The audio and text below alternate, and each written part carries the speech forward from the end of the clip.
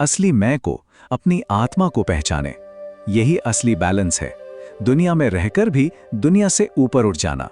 और आखिर में बस इस एक ख्याल पर सोचिएगा कि हम वो शरीर नहीं हैं जो आईने में दिखता है, हम तो वो हैं जो उस आईने में देख रहा है।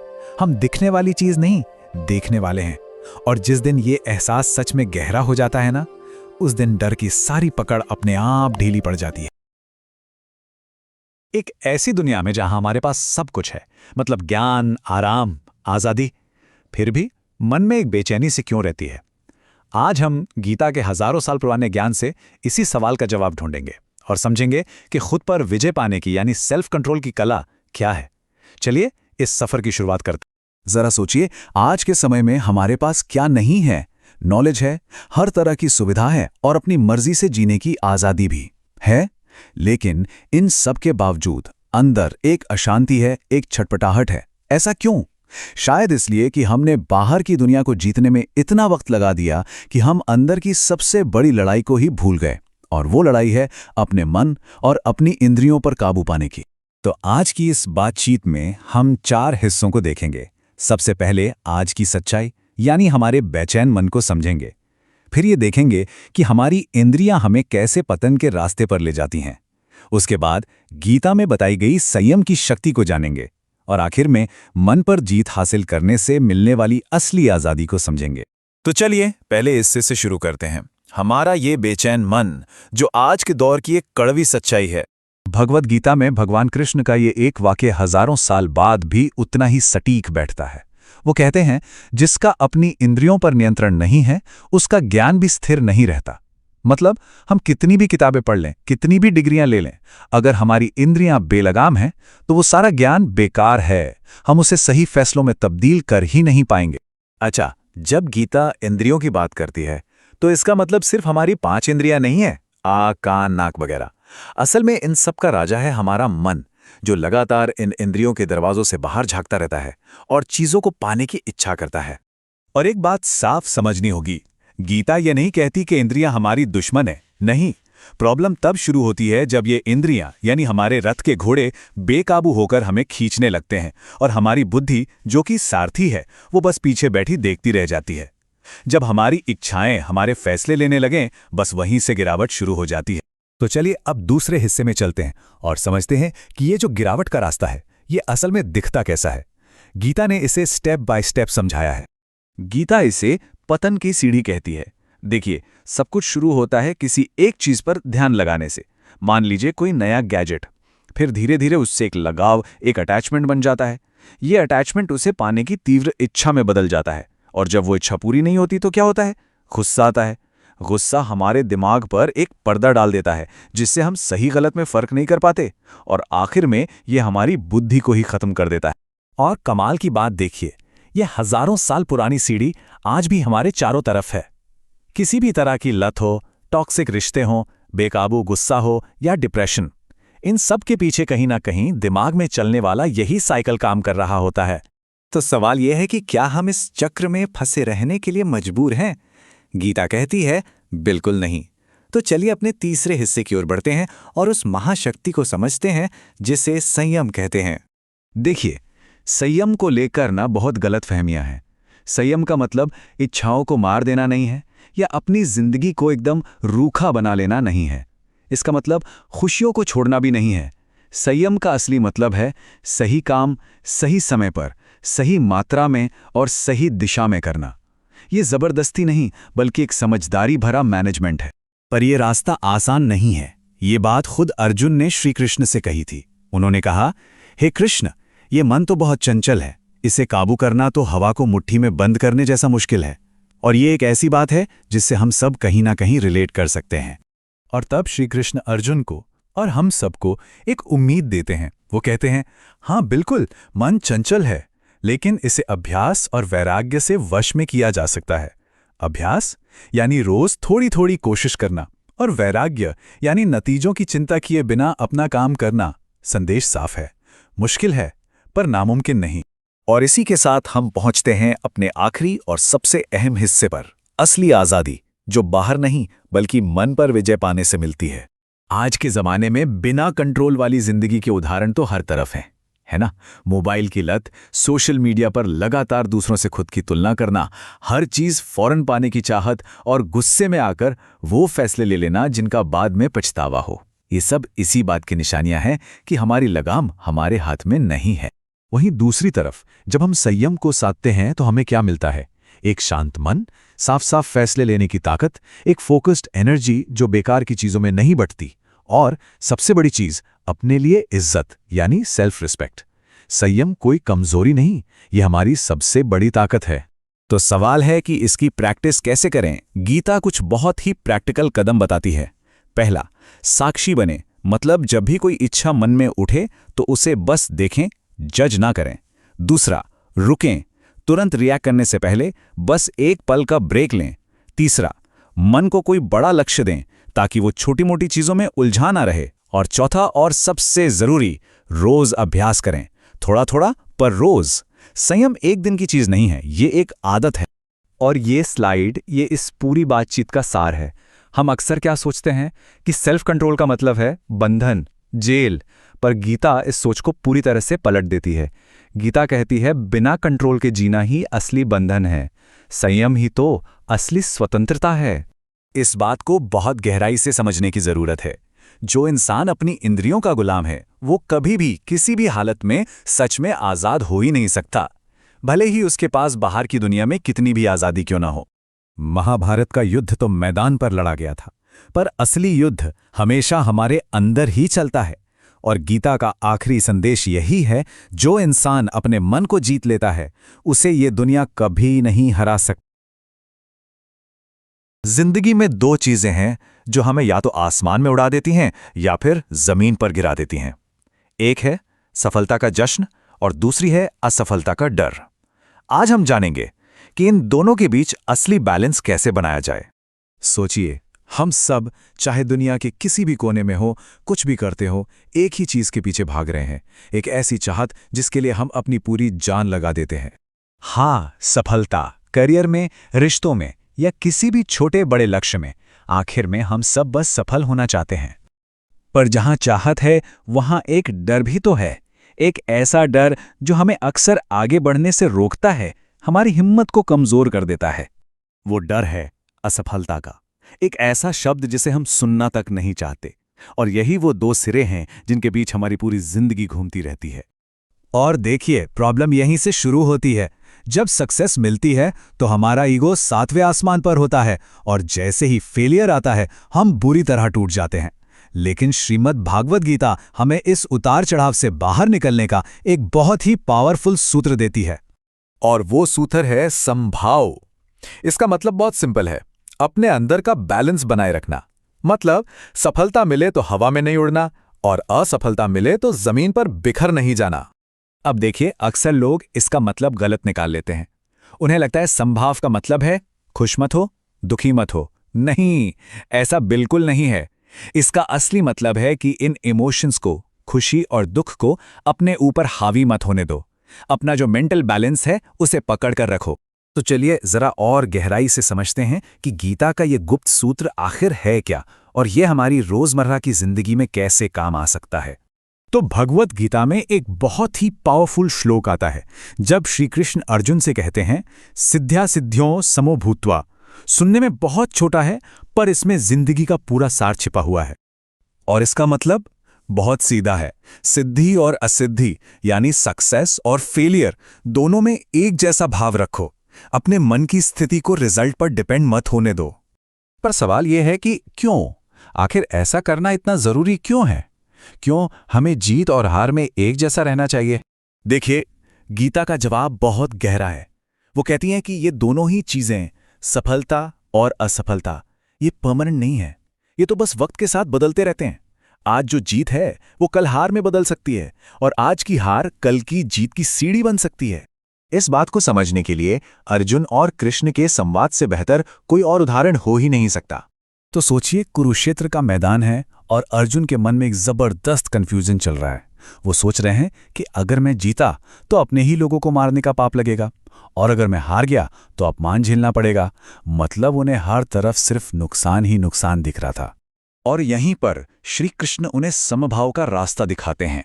वो कहते हैं, अर्जुन, तुम्हारा काम, तुम्हारा धर्म युद्ध करना है। बस जीत या हार ये तो रिजल्ट है, ये तुम्हारे हाथ में है ही नहीं।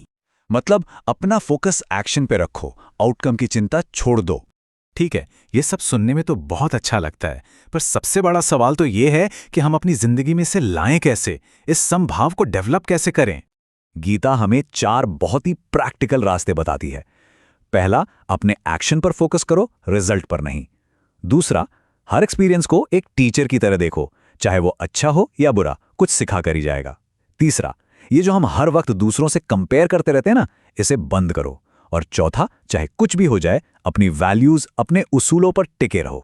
अगर आप ध्यान से देखें तो समभाव असल में मैच्योरिटी का ही दूसरा नाम है। एक बच्चा क्या करता है? हारने पर जमीन पर लोट लोट कर रोता है और जीतने पर घमंड में इतराता है। लेकिन एक मैच्योर इंसान, वो दोनों सिचुएशन में सीखता है और शांति से आगे बढ़ जाता है। तो असल में जिंदगी की असली जीत किसी को हराने में नहीं, बल्कि इस संभाव को पा लेने में है। ये कोई फिलॉसफी नहीं, बल्कि मन की शांति और एक स्टेबल सेल्फ रिस्पेक्ट पाने का सीधा रास्ता है। सोचिए, जब मन में समभाव आ जाता है तो क्या होता है? सबसे पहले तो स्ट्रेस और डर खत्म हो जाते हैं।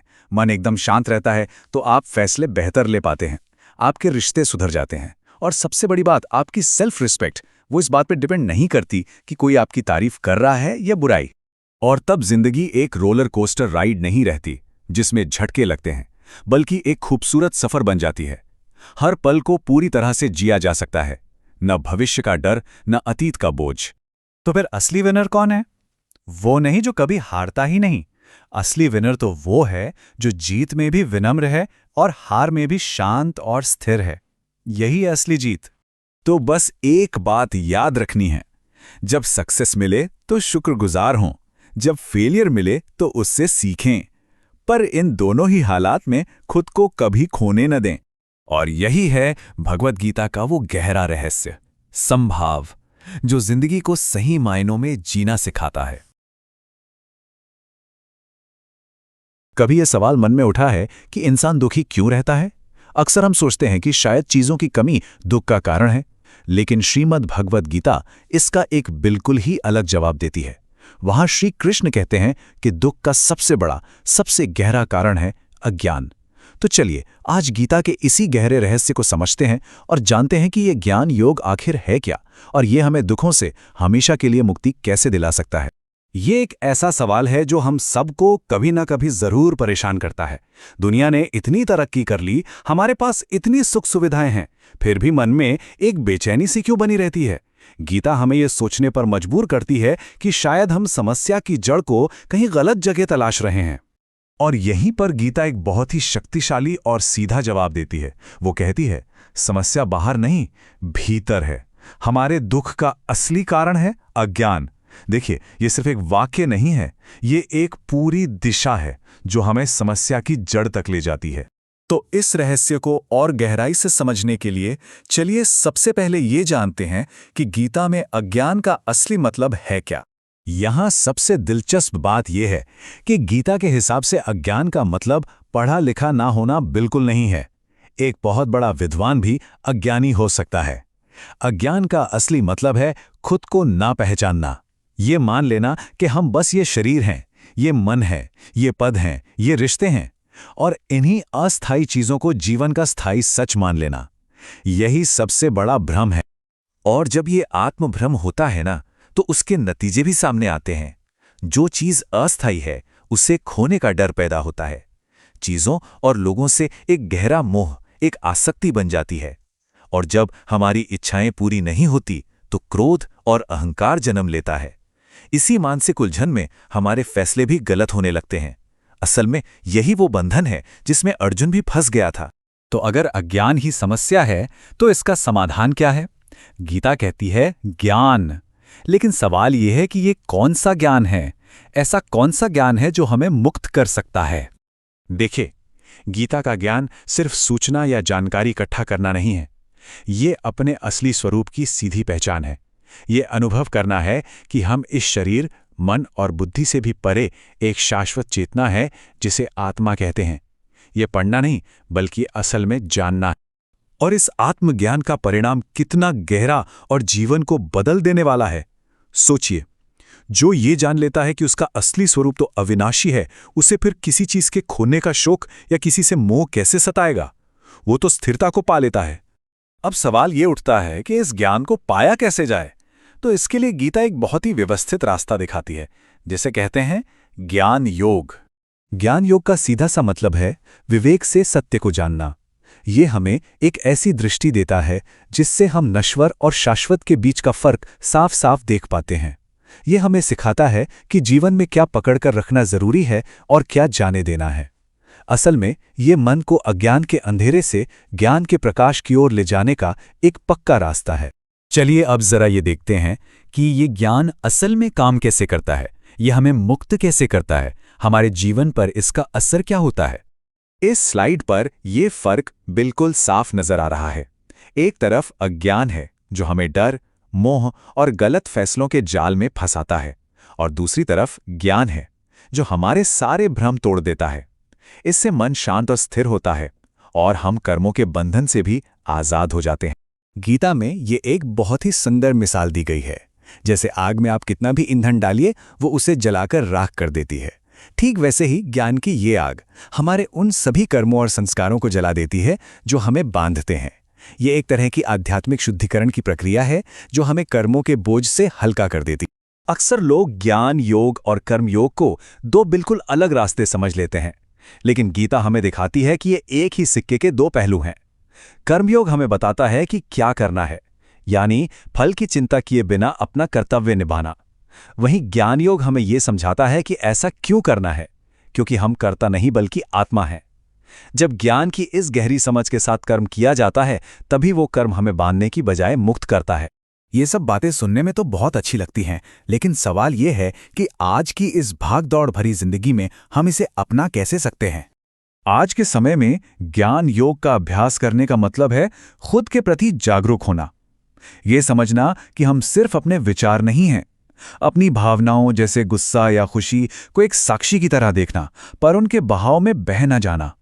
किसी भी हालात में तुरंत रिएक्ट करने की बजाय विवेक से निर्णय लेना। बस यही व्यवहारिक ज्ञान योग है। और हां, इस रास्ते पर चलने के लिए एक बहुत जरूरी शर्त है, और वो है विनम्रता। ज्ञान कभी अहंकार पैदा नहीं करता, बल्कि वो विनम्रता को जन्म देता है। जिस इंसान को ये लगने लगता है कि वो सब कुछ जान गया है, असल में उसने तो सीखने का दरवाजा ही बंद कर दिया है। सच्चा ज्ञानी तो वही है जो हमेशा सीखने के लिए तैयार रहता है ना? तो फिर इस ज्ञान योग के मार्ग का अंतिम लक्ष्य क्या है? क्या इसका मतलब सब कुछ छोड़कर कहीं चले जाना है? बिल्कुल नहीं, और शायद यही गीता की सबसे खूबसूरत और जरूरी बात है। लक्ष्य दुनिया से भागना नहीं है। लक्ष्य तो इसी दुनिया में रहते हुए अपने सारे कर्तव्य निभाते हुए मोह और आसक्ति से मुक्त हो जाना है, क्योंकि गीता का सबसे बड़ा संदेश यही है। असली स्वतंत्रता बाहरी परिस्थितियों में नहीं, बल्कि हमारे मन की स्थिति में। तो अंत में इस पूरी चर्चा का सार बस इतना ही है। अज्ञान एक अंधेरे की तरह है जिसमें हम डरते हैं, ठोकरें खाते हैं और रास्ता भटक जाते हैं, और ज्ञान उस प्रकाश की तरह है जो सब कुछ साफ साफ दिखा देता है। जब ज्ञान का ये दीपक हमारे भीतर जल जाता है, तो फिर जीवन की बाहरी चुनौतियां और मुश्किलें हमें डरा नहीं सकती, क्योंकि असली रोशनी और असली ताकत तो हमारे अंदर ही है। सवाल बस इतना है कि क्या हम उस दीपक को जलाने के लिए तैयार हैं? आज हम एक ऐसे रास्ते के बारे में बात करने वाले हैं जो ना दिल को सुकून देता है, एक क्लैरिटी देता है, खासकर उन पलों में जब सब कुछ बहुत मुश्किल लगने लगता है। सोचिए, जिंदगी में कभी कभी ऐसे पल आते हैं ना, जब जिम्मेदारियों का बोझ इतना ज्यादा हो जाता है कि लगता है जैसे सांस लेना भी मुश्किल हो गया है, या जब लगातार काम करते करते इंसान बस पूरी तरह से थक जाता है और आगे बढ़ने की हिम्मत मानो जवाब दे जाती है। और ऐसा भी होता है कि हम बहुत कुछ जानने और समझने की कोशिश करते हैं और दिमाग सुलझने के बजाय और उलझ जाता है। समझ ही नहीं आता कि क्या सही है क्या गलत। और तब दिल के किसी कोने से बस एक आवाज आती है, काश कोई होता जो बस मेरा हाथ थाम लेता, बस थोड़ा सा सहारा दे देता। और जानते हैं, ठीक इसी एहसास के लिए, इसी पुकार के लिए श्रीमद् भगवद गीता में श्री कृष्ण एक रास्ता दिखाते हैं, और वो रास्ता है भक्ति योग। तो चलिए आज इसी को समझते हैं, गहराई से जानते हैं कि ये समर्पण का मार्ग आखिर है क्या। तो सबसे पहला सवाल यही उठता है कि भाई जब हम भक्ति कहते हैं तो इसका असली मतलब क्या है। देखिए, भक्ति का मतलब सिर्फ पूजा पाठ, मंदिर जाना या मंत्र बोलना नहीं है। ये सब बाहरी चीजें हैं। असली भक्ति वो तो एक अंदर की अवस्था है। वो है पूर्ण विश्वास और संपूर्ण समर्पण। भक्ति योग का पूरा सार समझिए इसी एक वाक्य में है। एक भक्त ये नहीं कहता कि मैं कुछ नहीं करूंगा, वो कहता है मैं कर्म करता रहूंगा पर भरोसा तुम पर है। मतलब मैं अपनी तरफ से पूरी मेहनत करूंगा, अपने सारे कर्तव्य निभाऊंगा, लेकिन जो होगा, जो परिणाम आएगा, उसका भरोसा आप पर है। अब सवाल यह है कि भगवद गीता में तो कर्म योग, ज्ञान योग जैसे और भी रास्ते हैं, तो फिर श्री कृष्ण ने भक्ति योग को सबसे सरल मार्ग क्यों कहा? चलिए इसकी वजह समझते हैं। और देखिए, यही तो इसकी खूबसूरती है। इस रास्ते पर चलने के लिए ना कोई बड़ा विद्वान होना जरूरी है, ना कोई सन्यासी बनना है, ना ही कोई कठिन तपस्या करनी है। बस एक सच्चा दिल चाहिए। श्री कृष्ण के लिए किसी भी चीज से ज्यादा जरूरी है सच्चा भाव, एक साफ मन। ये श्लोक कितना कितना प्यारा है। कृष्ण कहते हैं, जो कोई भक्त मेरे लिए प्रेम से पत्र, पुष्प, फल, जल आदि अर्पण करता है, उसे मैं स्वीकार करता हूं। सोचिए, भगवान को हमारे महंगे चढ़ावे नहीं चाहिए, वो तो बस भाव देखते हैं। अगर कोई सच्चे दिल से बस एक पत्ता, एक फूल या थोड़ा सा पानी भी दे दे, तो वो उसे भी प्यार से स्वीकार कर लेते हैं। तो मतलब साफ है, असली चीज है सच्चा भाव, ना कि साधन। किसके पास क्या है इससे फर्क नहीं पड़ता। सच्ची भक्ति में दिखावा नहीं होता, कोई शोर नहीं होता, वो तो बस चुपचाप महसूस की जाती है।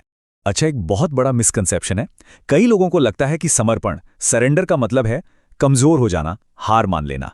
लेकिन गीता में यह बिल्कुल उल्टा है। यहां समर्पण कमजोरी नहीं, बल्कि आंतरिक शक्ति का सबसे बड़ा स्रोत है। देखिए, निर्भरता और भक्ति में जमीन आसमान का फर्क है। निर्भरता यानी डिपेंडेंस, वो हमें कमजोर बनाती है, लेकिन भक्ति, डिवोशन, वो शक्ति देती है। निर्भर होने का मतलब है कि मैं कुछ नहीं करूंगा, सब कुछ तुम करो। लेकिन भक्त कहता है, मैं अपनी पूरी कोशिश करूंगा और घबराऊंगा नहीं, क्योंकि मुझे पता है कि आप मेरे साथ हैं। और इसका सबसे बड़ा उदाहरण खुद अर्जुन। युद्ध के मैदान में जब वो बिल्कुल अकेले और निराश खड़े थे, तब उन्होंने कृष्ण से बस इतना कहा, मैं आपकी शरण में हूं। और जानते हैं क्या हुआ? बस उसी एक पल में उनका सारा डर चला गया और वो हिम्मत से भर गए। तो समर्पण ने उन्हें तोड़ा नहीं, बल्कि उन्हें उनकी असली शक्ति से जोड़ा। ठीक है, ये सब तो हजारों साल पुराना ज्ञान है, लेकिन सवाल यह है कि आज की इस भागदौड़ भरी जिंदगी में हम भक्ति योग को कैसे अपना सकते हैं? बहुत सिंपल है। चाहे ऑफिस का प्रेशर हो या रिश्तों की कोई उलझन, आज भक्ति योग का मतलब है अपना हर काम बस ये याद रखते हुए करना कि एक हायर पावर हमारे साथ है। मतलब मेहनत पूरी करो, पर रिजल्ट की टेंशन छोड़ दो। जब अकेलेपन का एहसास हो, तब भी विश्वास बनाए रखो। और जब लगे कि सब कुछ टूट रहा है, बिखर रहा है, तब भी उम्मीद का दामन थामे रखो। एक बात सोचिए, हम पर चिंता और डर सबसे ज्यादा हावी कब होते हैं? जब हमें लगता है कि सब कुछ, एवरीथिंग, हमारे ही कंट्रोल में होना चाहिए। जिस पल हम ये एक्सेप्ट कर लेते हैं कि मैं अकेले सब कुछ नहीं संभाल सकता और उस डिवाइन पावर पर भरोसा करते हैं ना, डर की पकड़ अपने आप ढीली पड़ जाती है। और जब कोई इस रास्ते पर चलता है, तो उसे कुछ बहुत ही अनमोल तोहफे मिलते हैं।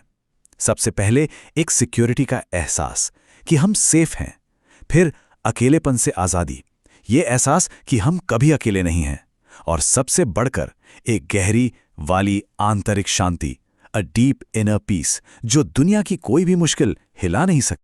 तो आखिर में हम इसे ऐसे समझ सकते हैं कि कर्म यानी एक्शन वो हमारा रास्ता है, और ज्ञान, नॉलेज, उस रास्ते पर हमारी रोशनी है जो हमें दिशा दिखाती है। लेकिन कर्म के रास्ते पर ज्ञान की रोशनी में चलते हुए भी इंसान थक जाता है, लड़खड़ा जाता है, और उस वक्त जो चीज गिरने से बचाती है, जो हाथ थाम लेती है, वो है भक्ति। भक्ति वो सहारा है।